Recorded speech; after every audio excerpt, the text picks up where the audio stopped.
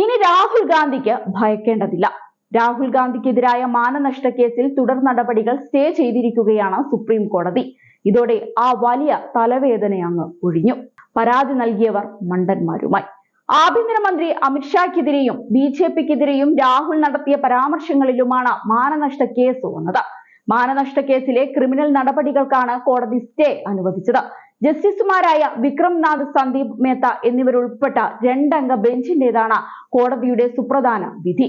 രാഹുൽ സമർപ്പിച്ച special leave പെറ്റീഷനിലാണ് കോടതിയുടെ ഉത്തരവ്.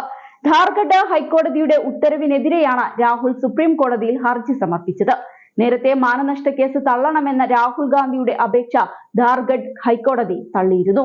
BJP പ്രവർത്തകനായ നവീൻ ധായാണ് രാഹുലിനെതിരെ പരാതി നൽകിയത്. മുതിർന്ന അഭിഭാഷകൻ അഭിഷേക് മനു സിഗ്വിയാണ് രാഹുലിന് വേണ്ടി ഹാജരായത്.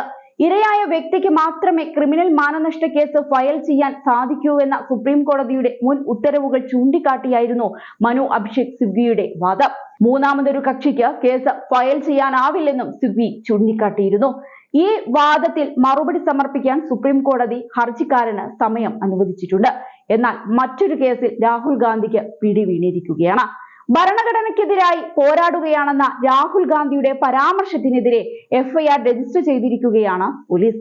രാഹുലിന്റെ പരാമർശം രാജ്യസുരക്ഷയ്ക്ക് ഭീഷണിയാണെന്ന് പരാതിയിൽ പറയുന്നുണ്ട്. തിരഞ്ഞെടുപ്പുകളിൽ തുടർച്ചയായി പരാജയപ്പെടുന്നതിലുള്ള നിരാശയാണ് രാഹുൽ പങ്കുവയ്ക്കുന്നതെന്നും എന്നാൽ ഭരണകൂടത്തിനെതിരെയുള്ള യുദ്ധപ്രഖ്യാപനമാണിതെന്നും പരാതിയിലുണ്ട്. അസമിലാണ് വിവാദ പരാമർശത്തിനെതിരെ FIR ഫയൽ ചെയ്തിരിക്കുന്നത്. മോഞ്ചിത് ചോട്യ എന്നയാളുടെ പരാതിയിലാണ് കേസ്. ഗുവാഹത്തിയിലുള്ള പാൻ ബസാർ പോലീസാണ് കേസെടുത്തിരിക്കുന്നത്. അനുവദനീയമായ അഭിപ്രായ സ്വാതന്ത്ര്യത്തിന്റെ പരിധി ലംഘിക്കുകയാണ് രാഹുൽ ഗാന്ധിയെന്നും ദേശീയ സുരക്ഷയ്ക്ക് വരെ ഗുരുതരമായ ഭീഷണിയാണിതെന്നും പരാതിയിൽ പറയുന്നുണ്ട്. കോൺഗ്രസിന്റെ പുതിയ ആസ്ഥാന മന്ദിരത്തിന്റെ ഉദ്ഘാടന വേദിയിലായിരുന്നു രാഹുലിന്റെ ഈ വിവാദ പരാമർശം.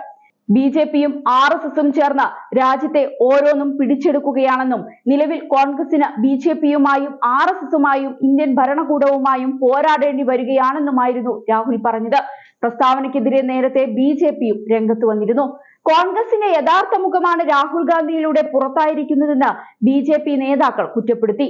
ഇന്ത്യക്കെതിരെ പോരാടുന്ന രാഹുൽ എന്തിനാണ് ഭരണഘടന കയ്യിലേന്തുന്നത് എന്നായിരുന്നു നേതാക്കളുടെ ചോദ്യം. അതേസമയം രാഹുലിനെതിരെ കേസെടുത്ത നടപടിക്കെതിരെ കോൺഗ്രസും രംഗത്തു വന്നു. പ്രസംഗത്തിൽ നിന്നും അടർത്തിയെടുത്ത കാര്യങ്ങൾ ചൂണ്ടിക്കാട്ടിയുള്ളതാണ് പരാതിയെന്നും ഭരണഘടനാ സ്ഥാപനങ്ങൾ സ്വതന്ത്രമല്ലെന്നും നീതിപൂർവമായി പ്രവർത്തിക്കാൻ സാധിക്കുന്നില്ലെന്നും അദ്ദേഹം എങ്ങനെയാണ് ചൂണ്ടിക്കാട്ടിയതെന്ന് പരാതിക്കാരൻ വിശദമായി മനസ്സിലാക്കണമെന്നും കോൺഗ്രസ് നേതാക്കൾ പറഞ്ഞിരുന്നു. ഇതിനിടെ യുവാക്കളോടും തൊഴിലാളികളോടും വെള്ള ടീഷർട്ട് ധരിച്ചുള്ള പ്രചരണത്തിന് ആഹ്വാനം നൽകിയിരിക്കുകയാണ് രാഹുൽ ഗാന്ധി. രാജ്യത്തെ യുവാക്കളും തൊഴിലാളികളും വെള്ള ടീഷർട്ട് ധരിച്ച് അസമത്വത്തിനെതിരായ മുന്നേറ്റത്തിൽ പങ്കുചേരണമെന്ന് രാഹുൽ ഗാന്ധി പറഞ്ഞു.